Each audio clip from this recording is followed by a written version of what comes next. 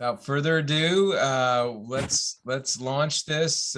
So happy everyone could join. I'm going to bring up to the virtual front Miss Diane Henkel's SBUA. Again, I'm Ron with Best HQ. We're happy to partner in helping to move forward this very important topic of something we all enjoy the opportunity to do, which is pay our electric utility bills. With that, I'm going to bring her up to the virtual front. Diane, take it away. Hi, everybody. Yep, thanks so much for joining.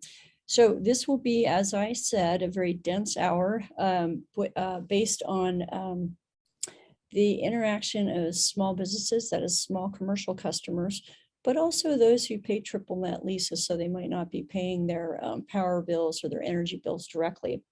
Small Business Utility Advocates is an organization, a 501c3 nonprofit that you can find out more about in our links, and you probably have, which is maybe one reason you're here today. And but here we're talking today about a more specific topic of the energy utility, the electricity utilities. And the reason we came to be here is that Pacific Power, that is PacifiCorp, that does business in Oregon as Pacific Power, had a rate case last year, and they hadn't had one previously since like 2007 or so. It's been a while. They have updates, but SBUA represented small businesses and small commercial customers in that matter. And all the parties, including the commission, gave its blessing on a stipulated agreement, which included the PacifiCorp would work with SBUA with regard to a couple aspects of small businesses, small commercial customers. So I've invited you here to join us for this checking in on both informing you on what's going on here a bit, and also to get your input. We need that input because we're going to meet with the utility. In fact, I just got word today, we're meeting with the utility, and we do anyway on an ongoing basis, but we are particularly meeting with the utility on Tuesday morning, 8 to 9. Anybody here who wants to be there and just listen in, maybe ask questions, feel free, contact me. And we're going to be informing as well as, and we are going to be discussing PacifiCorp's outreach techniques.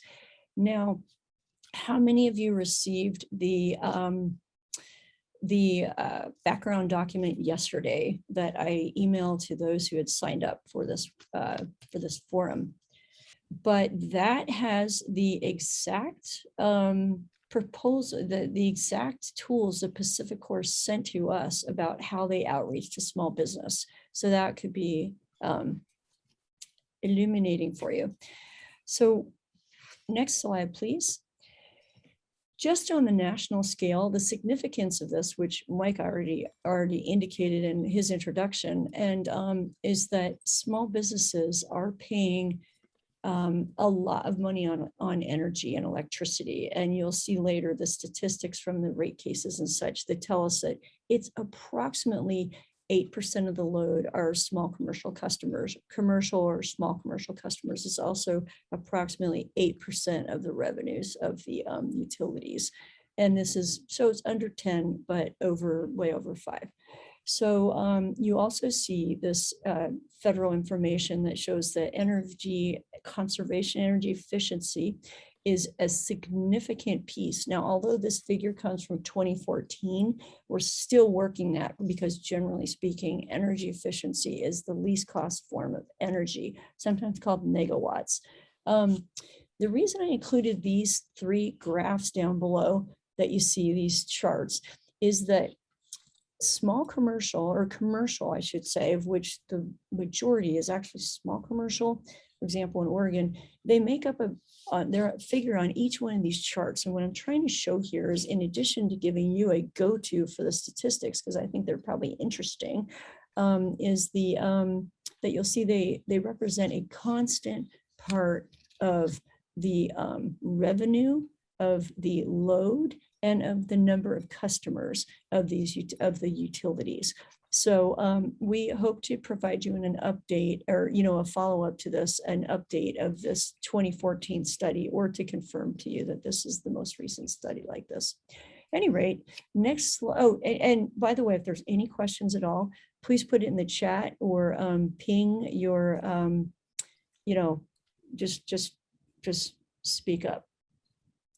Next slide, please. Okay, this is to show us all as you're learning about utilities in Oregon. Okay, we're focusing on the investor-owned utilities. The investor-owned utilities are those are regulated by the state of Oregon. The other utility, they might, so I'm going to back up a little bit. You see the whole state of Oregon does have, or generally speaking, has access to electricity, okay? In fact, in Eastern Oregon, one of the things you see, and it's an issue for some folks there, is that they have access to electricity, but not necessarily natural gas. So they rely on electricity for heat, for example. And I've had some conversations in Eastern Oregon with people about that recently. But so in the whole state of Oregon, generally the electricity might be covered by the Bonneville system, which is the hydropower that's coming through the Columbia. And these different utilities will obtain some of their electricity through Bonneville, such as what Mike was talking about earlier. But they also might generate their own electricity from either within the state or outside of the state. And I want to draw your attention to, on the slide in the lower right, you can see the different investor-owned utilities. Those utilities are regulated by SALEM, the Oregon Public Utilities Commission. If they want to do anything that has to do with rates in terms of service, they are going to have to seek the permission of the Oregon Public Utilities Commission. Each time they go through that process, they create what's called a docket. That's like a case, and others can participate. And SBUA makes our business to participate in those as much as we can to advocate for the rates of that approximately 8% of the load and 8% of the revenues and the customers. So I want to add, by the way, this 8%, it turns out that small commercial, which is one thing that spurred my interest, the small commercial customers end up being by far, far and away the most numerous class of ratepayers, and you'll see a figure on that later.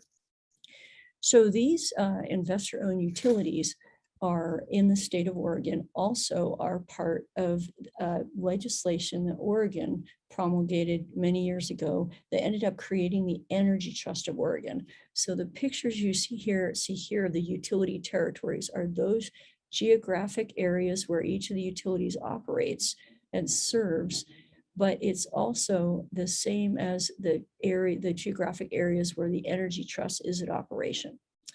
Now, the chartreuse colors that you see throughout the state are PacifiCorp, which does business in Oregon as Pacific Power. And you can see that it's a very wide variety of places in Oregon. We have Northeast Oregon, we have the North Coast of Oregon, we have the south, a little bit south central coast, and then we have a swath down in Southeast Oregon, and then we have a bunch in Willamette, a bit in North Portland, so different, and then Central Oregon. So you can see PacifiCorp is really operating all over. Some of the power that we receive in Oregon through PacifiCorp is actually generated by some of their wind plants in Wyoming. I'll talk about a little bit more about that now. One of the aspects with PacifiCorp, which has a 6-state region that it operates, that's California, Washington, Oregon under Pacific Power. And then we have Utah, Idaho, and Wyoming. In Utah, Idaho, it's Rocky Mountain Power. And actually that might be the case in Wyoming. So you have this 6-state, and then there's a docket by which the allocation is brought out among the different states of how they allocate pricing and loads and such. But that does mean that PacifiCorp, that Oregon is just one state in the PacifiCorp territory. So PacifiCorp, we came to notice in the rate case that I mentioned earlier, actually is very difficult to navigate as a small business. And yet it has all these different offerings because, as I probably should have mentioned first off in the slide, Oregon, as you know from recent legislation, I think everybody here is aware, Oregon is trying to take, is going pedal to the metal for clean energy completely, and to take all of its energy sources, energy renewal, energy generation, and as well as enhancing and increasing its energy efficiency to make it all carbon neutral, at least carbon-free energy.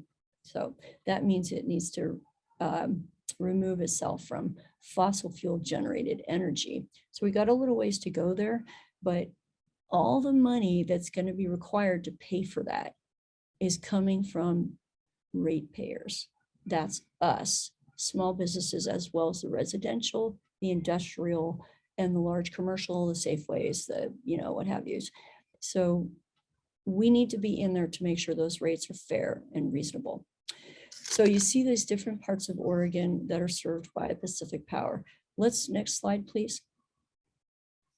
So related to that, if you consider the COVID-19 impacts, and again, if you have any questions, please just pipe up. Now this slide, I'm going to actually send out a replacement slide where we still have some figures, but some of the key aspects are still in here. And that is that COVID-19 impacted utilities and utility ratepayers, and it also is still with us. Now there's a comparison. One of the reasons SBUA is dialed in to the COVID-19 impacts is because for some reason, the Oregon Public Utility Commission determined that it should treat small commercial differently than the residential customers.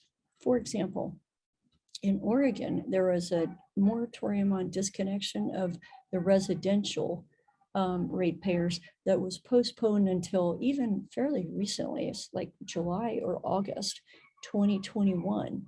But the small commercial customers, which our expert informed us should be treated in many ways like the residential customers, was treated differently. The small commercial disconnection processes were able to resume. There was a bit of time when basically there was no disconnections allowed for a while, from March for small commercial until December 2020.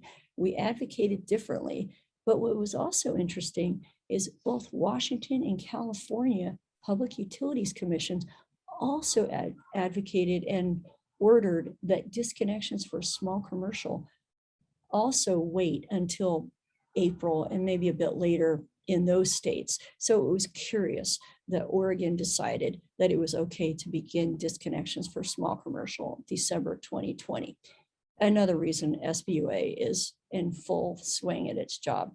So what we've noticed in the COVID, there's two primary major concerns here. One is not only the current burden on the customers that have difficulty keeping up with their power bills, but also the impact that the unpaid bills of any of the customers in a given rate class, for example, the small commercial rate class, will have to pay for those who weren't able to pay their bills. So what you have in these is the arrearages, that is the unpaid bills. And here we only have the statistics for those who are in arrears, those businesses, small commercial customers who are 91 plus days in arrears. That's a lot. And we see in January 2020, which is sort of a little bit business as usual, was 512,000.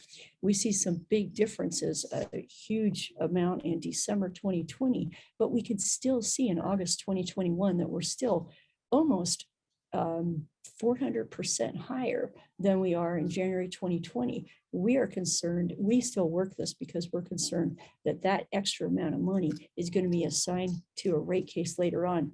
And the utilities have options on how they handle that. So we're going to be vetting that to show that it's not just and reasonable to raise rates to cover those arrearages. So next slide, please. So that gives you an example of some of the work that's currently on the plate for SBUA. But hey, Diane, as you know, with Best HQ, we see lots of different small businesses, and we also get to pay the bills, and this whole issue of the monies that were owed for past due utility bills and what that can do to operations for businesses is really huge. And I see that we have in January of 2021 approximately 4.5 million that was owed, and then it shrunk in half. Mm-hmm. And then the same thing happened in Pacific Power. Similar, well, in Pacific Power, you didn't see quite that. the data is a little different here, but there's a significant shrinkage. And I'm wondering anecdotally, what are we saying? What are we attributing that to? Is it Right. the businesses going out of business and the losses are being written off, or is it that they're actually paying back the money that's owed? What are we hearing? Well, I'm glad you asked the question. And one of the things that some of us have advocated for, including Oregon Restaurant and Lodging, thank you very much, was to have a real workshop on what is happening with this data. This data is being reported pursuant to a whole process that includes about 15 different dockets of statistics being reported by the utilities monthly about what is happening with their arrearages and disconnections and such with residential and also with small commercial customers with focus on residential. So in the many discussions you have, you'll hear things like, you will hear the advancement of some of the commission, and certainly I've heard it from some of the utilities, that when somebody reaches a disconnect notice, that they're going to be more likely to pay their bill. And so some of this will be attributed to basically the threat of disconnection. But I will tell you, I still want to have this workshop and I want to push for it, because especially on the figure of Pacific Power, and I want to focus on that a little bit, because the PGE figures, there's actually some correction there. And the PGE, it's actually January 2020. These figures are correct, but for the wrong piece. So I'm going to send an update to the slide. Okay, I'm going to correct it. It's not to say though that there wasn't a huge amount of arrearages to the tune of 4.5 million in PGE, but it's to say that there's some corrections needed. But the Pacific Power I know is correct. And this decline, which is why I included this decline of $3 million of arrearages is not due to the small commercial customers. Oh, I got to pay my bill. I don't think so. I think it's due to a bit of reporting and how the data is being collected and analyzed. That's an example why we want to have a workshop to dive into that. And I also, SBUA, we continue to ask questions about that. I'm glad you asked. It's not just that people are starting to pay their bills, probably.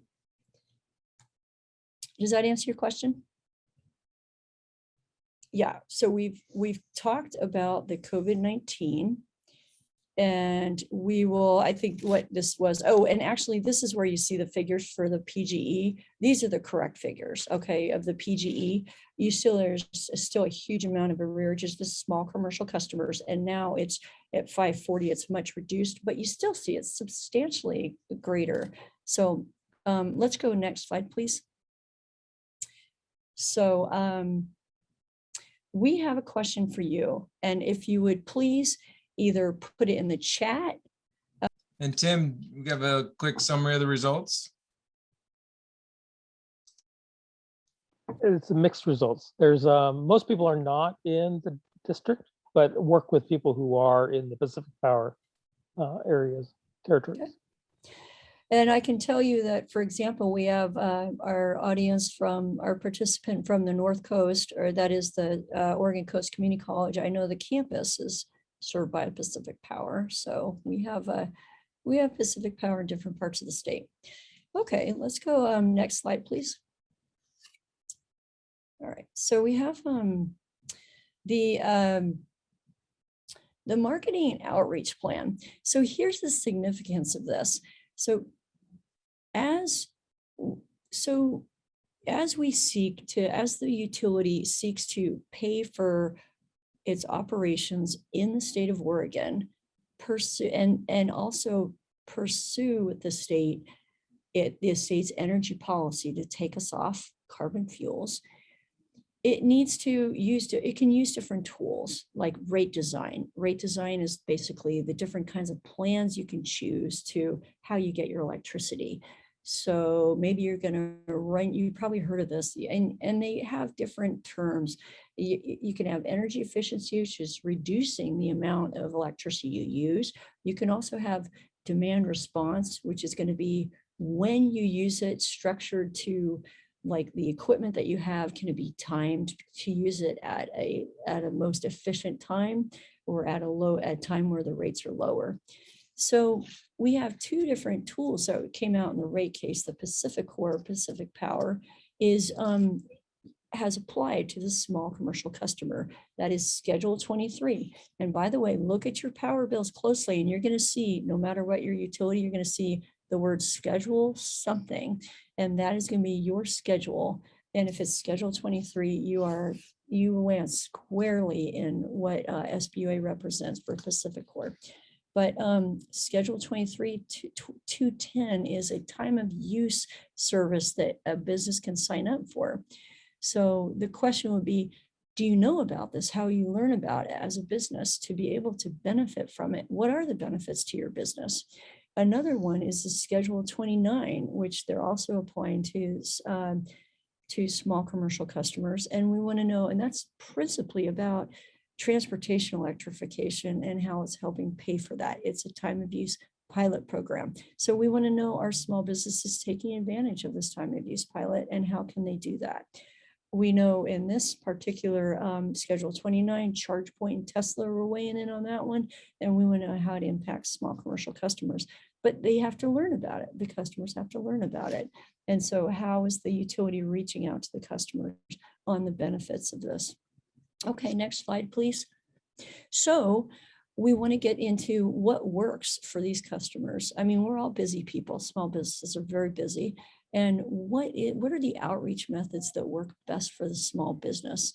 So if you can see from this poll question too, if you could respond, and how often do you want to be contacted? Now here's examples of monthly, quarterly, biannually, or annually. You could pick one, or you can describe in the chat what is the way you prefer in frequency of outreach. Which PacifiCorp programs do you know about with regards to your business? Have you heard about them? Now you could see below, you could see which, yep, thanks Mike for weighing in there. Now the second two, for example, are exactly the kinds of programs that were in the rate cases being, yes, we're letting, we're going to do these programs with small commercial customers, but if the customers don't know about them, they can't use them. So, let's see. Okay, yeah, let's talk a little bit more about the Energy Trust of Oregon now. So that also has gone through some change, or that is going through some change. It always is a bit of discussion. It's good. It should be. It's regulated by the Oregon Utilities Commission, the Public Utility Commission. So what we know about the Energy Trust of Oregon is that if you look at your power bill, you'll see there's a public purpose charge in the fine print of every power bill, just about. And those power bills will allocate approximately 3% of the power bill to fund the Energy Trust. Now there's a certain percentage of that is going to go to running the Energy Trust, and there's another percentage of it is going to basically accomplish its mission, which is to augment and promote renewable energy, and also promote energy efficiency. And these are for the goals of promoting or of supporting Oregon's energy policy, which is to reduce carbon, but also generally to make best use of Oregon's energy supplies. Okay, so the Energy Trust of Oregon did report last year in 2020 that it was unable to spend $5 million of an amount budgeted to the commercial ratepayers. So we ask, okay, well, so what happened to that 5 million, or why weren't they able to? Now we know last year was a pretty significantly different year, but we also know that it's really required to, it has a budget and it needs to answer this budget. So it's really good that SBUA and those who are associated with SBUA or small commercial really dial into what's going on with the Energy Trust. So this recent legislation in 2021 is changing this further, and I have to send the update on exactly what's happening with the 3%. I'm thinking it might be reduced, but I'm not 100% sure. But it's still in existence, and there's at least it's well over 1% of the power bill will go to the public purpose charge. So the question you ask for your business is, we've been paying this as businesses for approximately 30 years or so. Any given business has been paying it if it pays its utility bill from its existence. So how much has it gained as a business from what the Energy Trust work is doing? Now, the question is that if perhaps the business hasn't reached out to the Energy Trust to avail itself of what the Energy Trust can do, but also the Energy Trust needs to reach out to the customers. Energy Trust has different services. It has existing buildings and it has new buildings, and those are the big ways that it serves small commercial customers. Energy Trust also has the programs of work opportunities, such as the Trade Ally system. And by the way, if there's anybody who's a trade ally who's in this forum, please let us know. It'd be good to hear your input on that, and I'll follow up with you on that later. But we know, for example, that the Energy Trust incentives are shifting and changing a bit. And one example is that we have now a notable decrease in incentives for food and dining related equipment related to natural gas powered like fryers, for example. So that can really impact the restaurant industry. So we're saying to Energy Trust, well, we should really reach out to those small commercial customers, those restaurants and those other food establishments that are having to deal with that and really wanting to increase their energy efficiency or really take advantage of the incentives that they're paying for as ratepayers. So that's an example where weighing in for both SBUA, but also as the small, as for example, Oregon Restaurant Lodging Association, perhaps we want to weigh in on that issue. And we also have an opportunity coming up. It's actually currently on the plate because the budget for the Energy Trust is being established in October 2021, and there'll be a presentation November 2021 in the PUC. So SBUA will be doing some follow-up from this forum to say, you know, look at this budget and let's look at what are some discussion points that we could bring up to the commission for the commissioners to inform themselves a bit more on how is the Energy Trust serving the small commercial customers. The other thing that's new at the Energy Trust is they've recently established a Diversity Advisory Committee, the DAC. And this is in addition to some other committees, the Renewable Advisory Committee, the Renewable Energy Advisory Committee, and also the Conservation Advisory Committee, DAC, CAC, and RAC. That is an area where I see that SBUA and our small commercial customers could really benefit everybody from weighing in. We would benefit the Energy Trust because they could get real live on the ground input on whether their activities and what their programs and such are really, what's their impact on that 8% of the customers. And also, you know, it would help Energy Trust and the state of Oregon achieve its energy goal. Meanwhile, we learned that the DAC Advisory Committee members are actually paid for their participation. One of the things SBUA has suggested is that perhaps small business representatives, small business could have paid participation on these committees, at least the Conservation Committee or perhaps the DAC, to enable a business or a business organization to participate on behalf of small businesses in these committees and provide this valuable input, as well as receive the information and take it back to their members. I wanted to make a note that we know Watt Smart Energy is an example of a program. And I want to remind us all that whenever we're seeing things that are for free, you might consider them more as prepaid because we've already paid for all of this through our bills. It's sort of like saying you can take library books out of the library for free. It's actually a prepaid service, right, by our tax dollars. So let's do, go ahead and next slide, please. Diane, question? Yes, please. On the previous slide, little self-serving, Sure. Forgive me to the rest of the audience, but do you have any color on the decrease in this incentives for food and dining related equipment? Is it lack of a budget or lack of funding, or maybe a lack of awareness or you know, prior usage from prior years? So Energy Trust would minimize that. Yeah, I'm glad you asked the question, and I'm appreciative. Now, I will say there's a lot of technical expertise in the Energy Trust, and a lot of this gets very vetted through.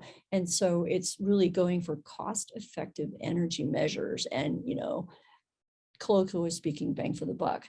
But it's the kind of question that what I'd like to do is come back to you later and give a little more detailed response. But I will tell you, it basically will come out to, is the Energy Trust finding in its science and statistics, is it finding that these incentives are the most cost effective for achieving the goals that they're trying to accomplish, their objectives. That's where it's coming from. That future conversation. Thank you. Yep, and we'll follow up on that and give some more. So this page, again, I was telling this slideshow is going to be meant to be of some great, like sort of a short deck of technical information for you. I did want to note the solar industry information at the top here, link. We could have talked about solar, and one of the things about SBUA has been limited being able to really dial into what is the impact on solar industry and solar incentives and such on small business. There are a lot that could be said there. We've dialed in, but we really have to dial in on making sure we have fair rates in terms of service that everybody's paying across the board. But there is a lot to be said for the solar. That could be a separate forum in itself. But this link will give you some great Oregon-based information that's also on a national scale for comparative reference. These links to the Oregon Department of Energy report, as well as the Oregon by counties and the Oregon Public Utility Commission reports, these are very interesting. Even if working in your respective industries, you may find some very helpful information for your proposals or for your what have yous.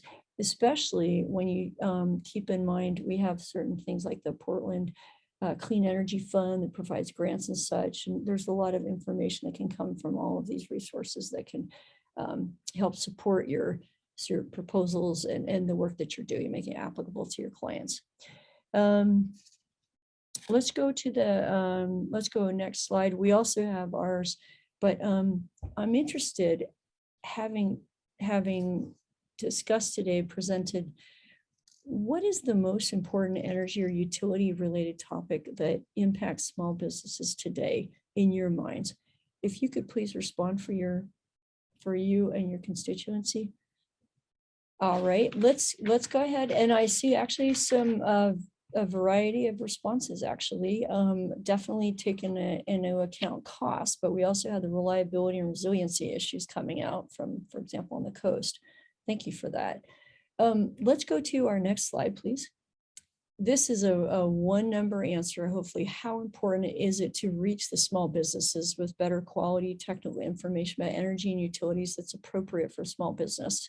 So this one is a little more technically speaking, and this might test your energy knowledge, but and there's a term that's not in there that I'm going to insert, but this is which information is most helpful to train the small businesses in energy matters that are most important to small business. And you can rank it on 1 being not important or to 10 being essential. This is a little harder, so we'll take like a full minute or so to look at this. That's why we're here too, right? Who has time to check out a rate case for their, $100 rate bill? On the other hand, anyway, it all adds up and it's right. Let's go to our next slide. So this is a slide just providing you some information on opportunities. And I will say that there's a significant trend toward the equity, particularly in residential and in work, and the equity is manifesting in the energy policy area, I'm going to say, in focusing on the workforce opportunities.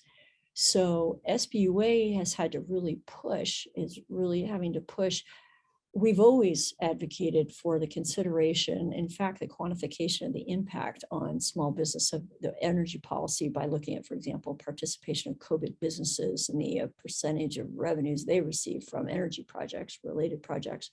But we are seeing that for the small businesses that are not minority owned, not COVID, that we really got to also keep track of what is the impact on those businesses. But this does give you a sort of a snapshot of where we are, where the PUC is focusing its attention clearly, where the Energy Trust is focusing its attention. And you're also seeing some big opportunities that we need to take advantage of, like the energy efficiency and demand response tools available in solar, as well as the price of solar being now parity with a lot of other sources. And then also the different tools like the strategic investment program that is used in rural Oregon, as well as the I'm seeing a lot of increase in Secretary of State activity, like in COVID, but also this is joined the Secretary of State is now the head of the Sustainability Board. So we'll see what happens with that. Next slide, please. And I think that's our what's next. So I'm hoping you'll take this slide. We'll send these out afterwards, and you'll consider providing comment or providing at least input to SBUA when we come to you with tell us what your story is. Here's some dates for workshops, at least one, and then there's going to be some other reasons that we will come to you to seek your input. As brief as you can would be great, and but some kind of input. And it's always helpful to SBUA to have your support by your telling the PUC or your legislators or any regulators that SBUA is really helping you to learn more about small business and to advocate, and that you support the work we're doing. That is awesome. If you want to join, fantastic. Some of you are members already, but even just supporting us out loud, using your emails or using your phone to your legislators and to the regulators, that is also very helpful. Thank you, everybody. I really appreciate your joining today.